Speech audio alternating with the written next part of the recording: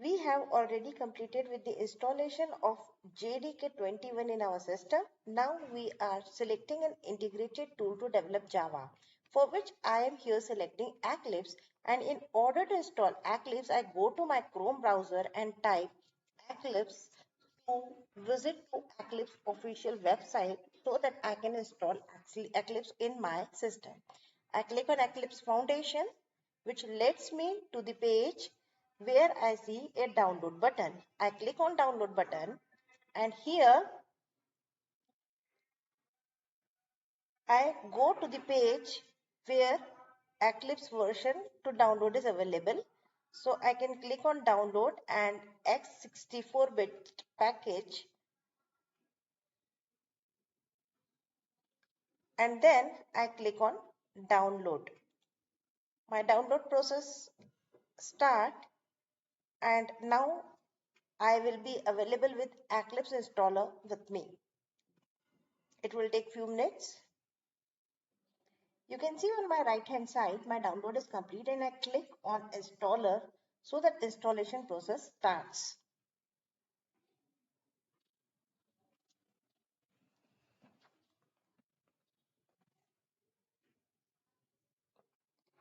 Eclipse installer after few seconds open within a page which gives me an option that for what language you want to install, and ideally.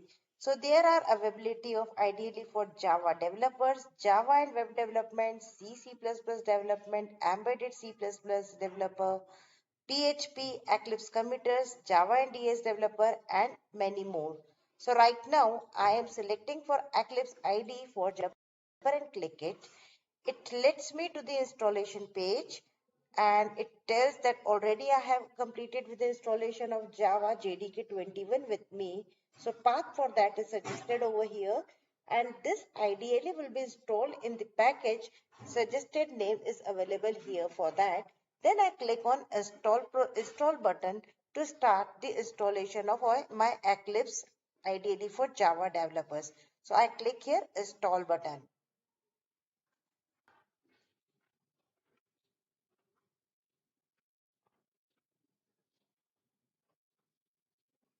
Once the installation process get completed, it asks me to launch Eclipse ideally. So I click on launch button. On launching, Eclipse IDE 202506 get opens. As I click on launcher, a dialog box popping up to select directory as workspace appears in front of me. So here this is exactly place where in future I am likely to save my Java projects or directory.